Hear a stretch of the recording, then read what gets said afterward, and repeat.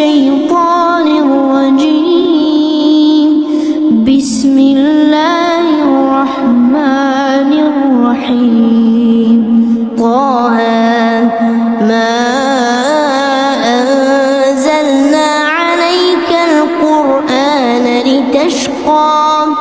إلا تذكرة لمن يخشى تنزيلا ممن خلق الأرض والسماوات العلى الرحمن على العرش استوى له ما في السماوات وما في الأرض وما بينهما وما تحت الثرى وإن تجهر بالقول فإنه يعلم السر وأخفى. الله لا إله إلا هو له الأسماء الحسنى. وهل أتاك حديث موسى إذ رأى نارا فقال لأهلهم كثوا إني آنست نارا لعلي آتيكم منها بقبس أو أجد على النار هدى. فلما أتاها نودي يا موسى إني أنا ربك فاخلع عليك إنك بالواد المقدس طوى. وأنا اخترتك فاستمع لما يوحى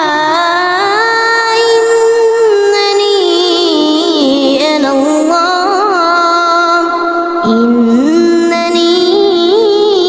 أنا الله لا إله إلا أنا فاعبدني وأقم الصلاة لذكري. إن الساعة آتية أكاد أخفيها لتجزى كل نفس بما تسعى. فلا يصدنك عنها من لا يؤمن بها واتبع هواه فتردى. وما تلك بيمينك يا موسى قال هي عصاي أتوكأ عليها وأهش بها على غنمي ولي فيها مآرب أخرى. قال ألقها يا موسى فألقاها فإذا هي حية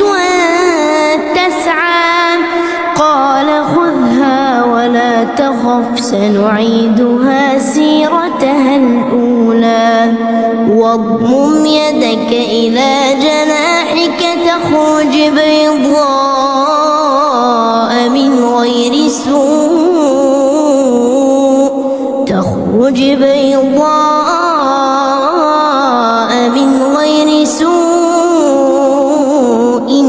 آية أخرى لنريك من آياتنا الكبرى. اذهب إلى فرعون إنه طغى. قال رب اشرح لي صدري ويسر لي أمري واحلل عقدة من لساني يفقه قولي. واجعل لي وزيرا من أهلي هارون أخي اشدد به أزري وأشركه في أمري كي نسبحك كثيرا ونذكرك كثيرا إنك كنت بنا بصيرا قال قد أوتيت سؤلك يا موسى ولقد مننا عليك مرة أخرى إذ أوحينا إلى أمك ما يوحى أن اقذفيه في التابوت فاقذفيه في اليم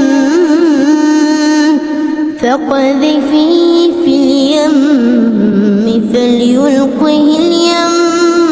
بالساحل يأخذه عدو لي وعدو له وألقيت عليك محبة مني ولتصنع على عيني إذ تمشي أختك فتقول هل أدلكم على من يكفله فرجعناك إلى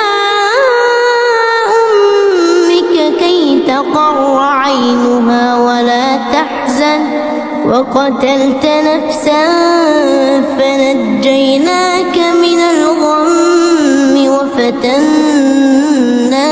فتونا فلبثت سنين في أهل مدين ثم جئت على قدري يا موسى واصطنعتك لنفسي اذهب أنت وأخوك بآياتي ولا تنيا في ذكري اذهبا إلى فرعون إنه طغى فقولا له قولا لينا لعله يتذكر أو يخشى قالا ربنا إننا نخاف أن يفرط علينا أو أن يطغى قال لا تخافا إنني معكما أسمع وأرى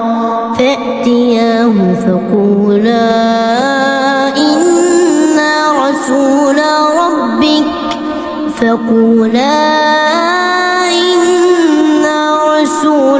ربك فأرسل معنا بني إسرائيل ولا تعذبهم قد جئناك بآية من ربك والسلام على من اتبع الهدى إنا قد أوحي إلينا أن العذاب على من كذب وتولى قال فمن ربكما يا موسى قال ربنا الذي أعطى كل شيء خلقه ثم هدى قال فما بال القرون الأولى قال علمها عند ربي في كتاب لا يضل ربي ولا ينسى الذي جعل لكم الأرض مهدا وسلك لكم فيها سبلا وأنزل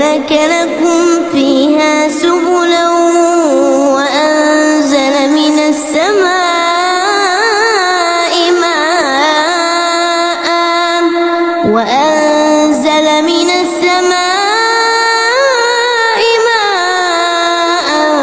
فأخرجنا به أزواجا من نبات شتى كلوا وارعوا أنعامكم إن في ذلك لآيات لأولي النهى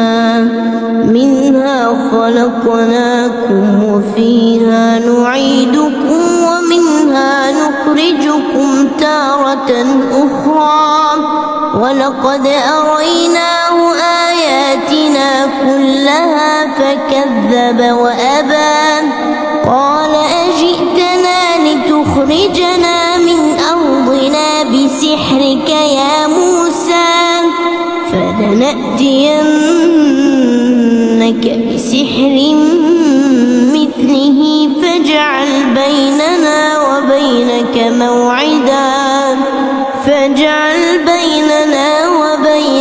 موعدا لا نخلفه نحن ولا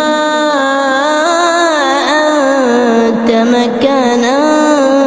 سوى قال موعدكم يوم الزينة وأن يحشر الناس ضحى فتولى فرعون فجمع كيده ثم أتى قال لهم موسى ويلكم لا تفتروا على الله كذبا فيسحتكم بعذاب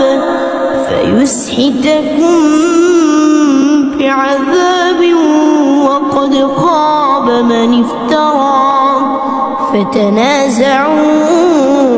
أمرهم بينهم وأسروا النجوى قالوا إن هذان لساحران يريدان أن يخرجاكم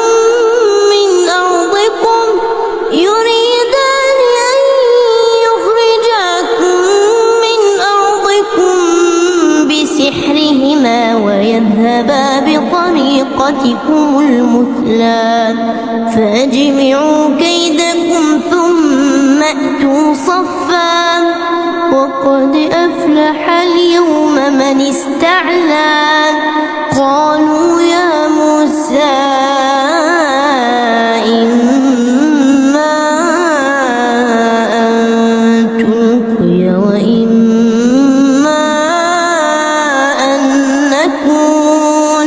وإما أن نكون أول من ألقى قال بل ألقوا فإذا حبالهم وعصيهم يخيل إليه من سحرهم أنها تسعى فأوجس في نفسه خيفة موسى قلنا لا تخف إنك أنت الأعلى وألق ما في يمينك تلقف ما صنعوا إنما صنعوا كيد ساحر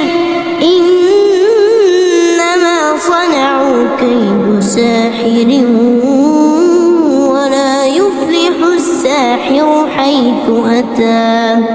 فألقي السحرة سجدا قالوا آمنا برب هارون وموسى قال آمنتم له قبل أن آذن لكم إنه لكبيركم الذي علمكم السحر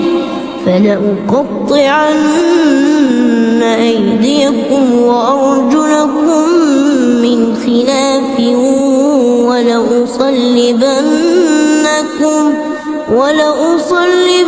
ولأصلبنكم في جذوع النخل ولتعلمن أينا أشد عذابا وأبقى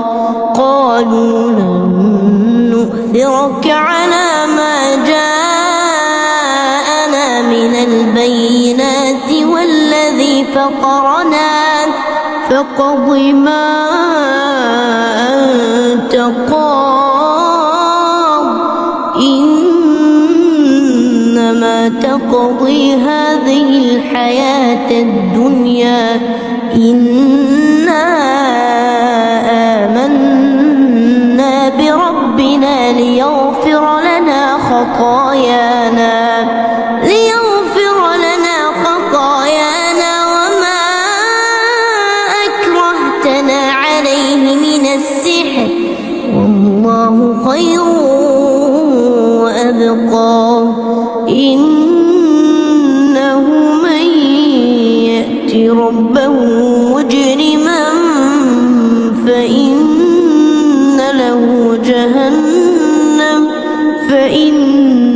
له جهنم لا يموت فيها ولا يحيا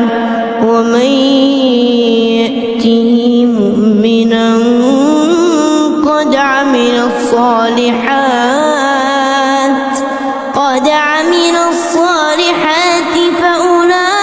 فأولئك لهم الدرجات العلى جنات عدن تجري من تحتها الأنهار خالدين فيها وذلك جزاء من تزكى ولقد أوحينا إلى موسى أن أسر بعبادي فاضرب لهم طريقا في البحر يبسا لا تخاف دركا ولا تخشى فأتبعهم فرعون بجنوده فغشيهم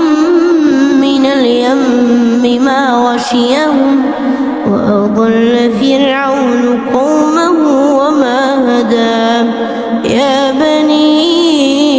إسرائيل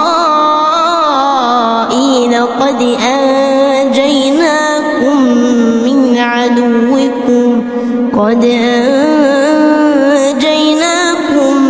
من عدوكم وواعدناكم جانب الطور الأيمن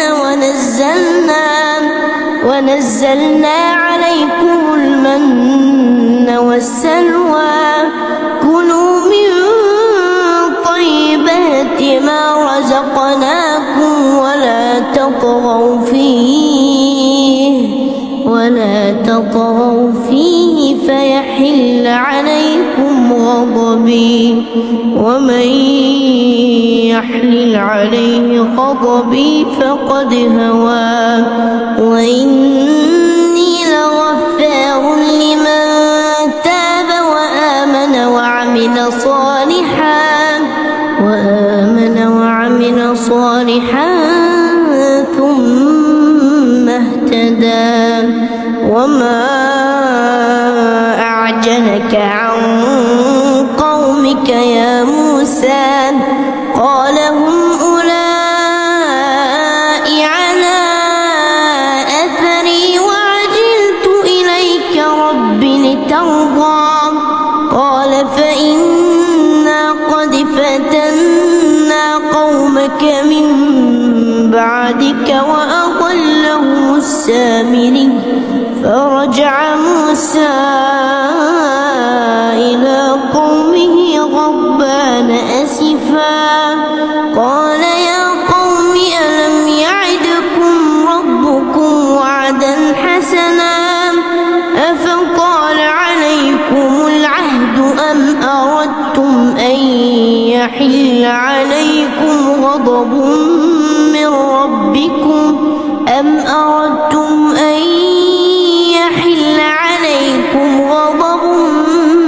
ربكم فأخلفتم موعدي قالوا ما أخلفنا موعدك بملكنا ولكننا حملنا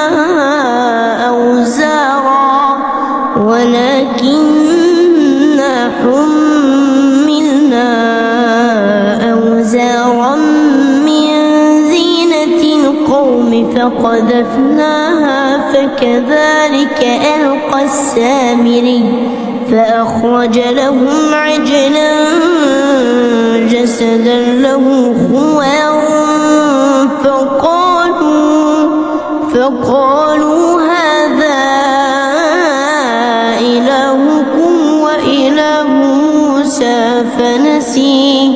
أفلا يرون ألا يرجع إليهم قولا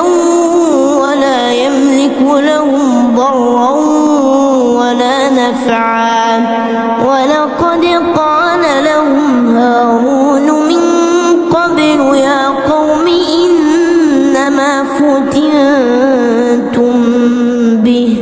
يا قوم إنما فتنتم به وإن ربكم الرحمن فاتبعوني وأطيعوا أمري قالوا لن نبرح عليه عاكفين حتى يرجع إلينا موسى قال يا هارون ما منعك إذ رأيتهم ضلوا ألا تتبعن أفعصيت أمري قال يا ابن أم لا تأخذ بلحيتي ولا برأسي إني خشيت أن تقول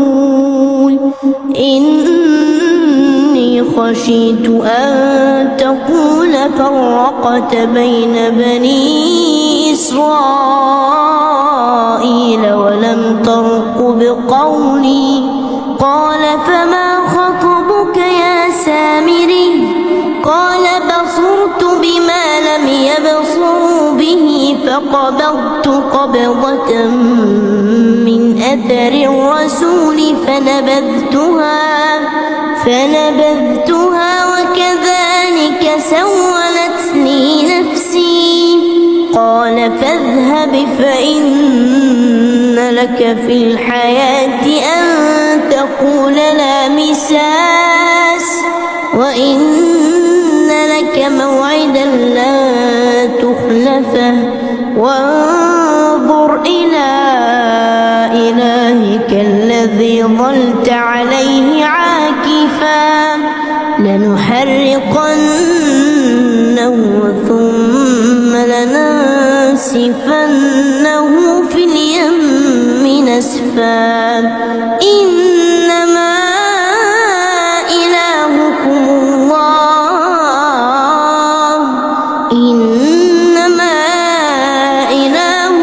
الله الذي لا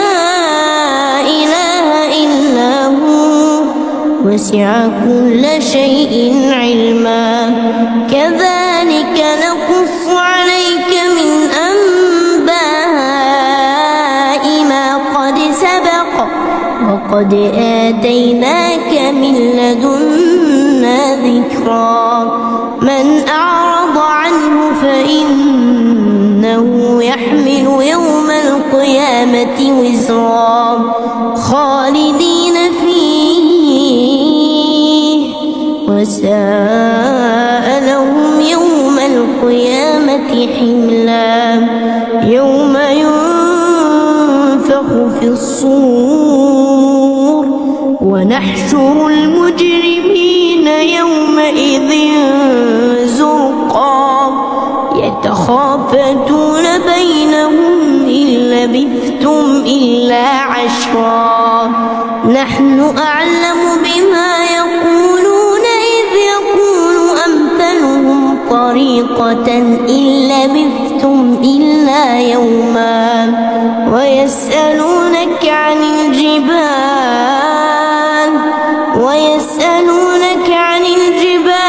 فقل ينسفها ربي نسفا فيذرها قاعا صفصفا لا ترى فيها عوجا ولا أمتا يومئذ يتبعون الداعي الأصوات للرحمن خشعت الأصوات للرحمن فلا تسمع إلا همسا يومئذ لا تنفع الشفاعة إلا من أذن له الرحمن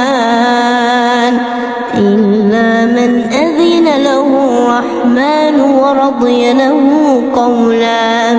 يعلم ما بين أيديهم وما خلفهم ولا يحيطون به علما وعنت الوجوه للحي القيوم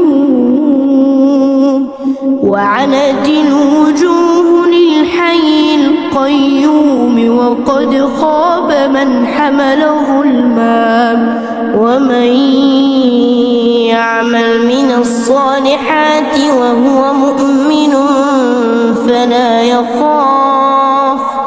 فلا يخاف ظلما ولا هضما وكذلك أنزلناه قرآنا عربيا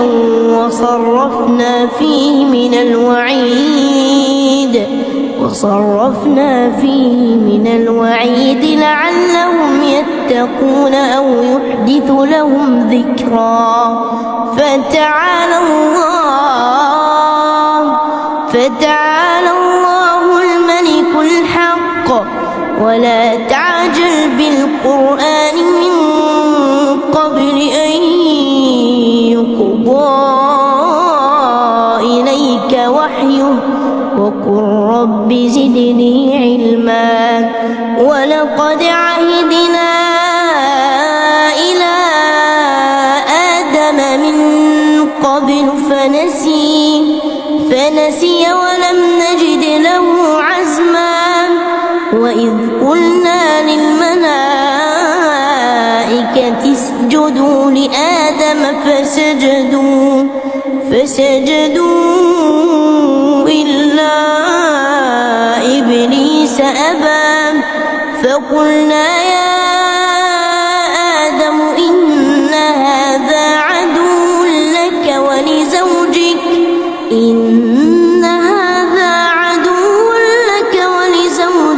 فلا يخرجنكما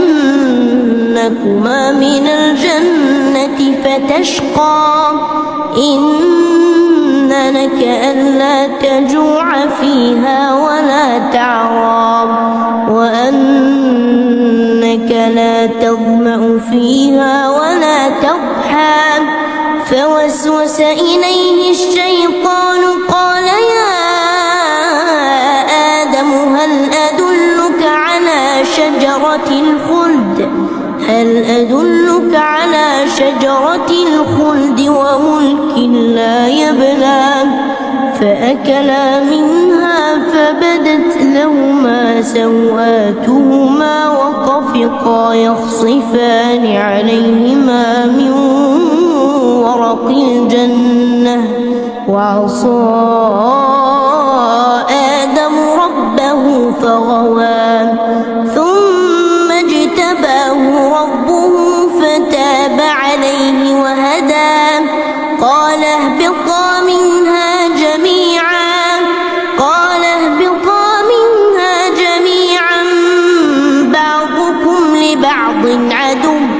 بعضكم لبعض عدو فإما يأتينكم مني هدى فمن اتبع هداي فلا يضل ولا يشقى ومن أعرض عن ذكري فإن له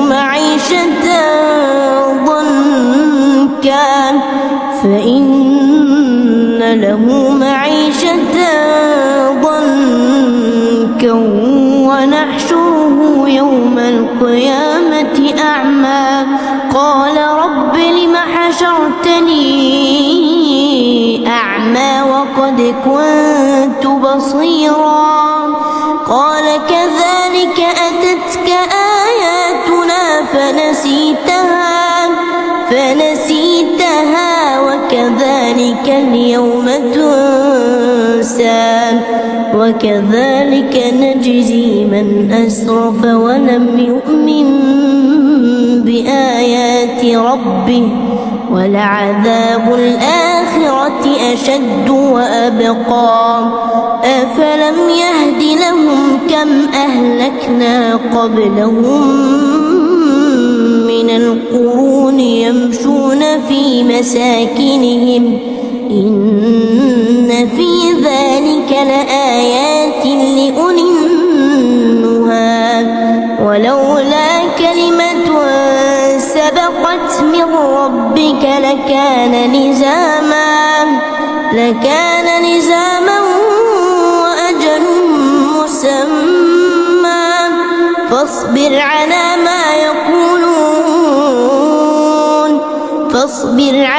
ما يقولون وسبح بحمد ربك قبل طلوع الشمس وقبل غروبها ومن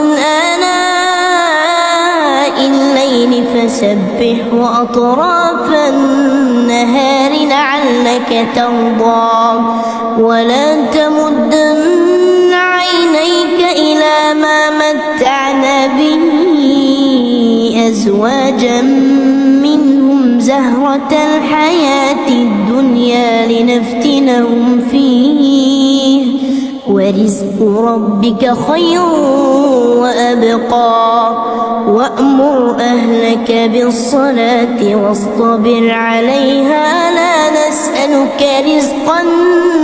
نحن نرزقك والعاقبة للتقوى وقالوا لولا يأتينا بآية من ربه أولم تأتهم بينة ما في الصحف الأولى ولو أنا أهلكناهم بعذاب من قبله لقالوا ربنا لولا أرسلت إلينا رسولا فنتبع آياتك من قبل أن نذل ونخزى قل كل متربص فتربصوا فستعلمون من أصحاب الصراط السوي ومن اهتدى.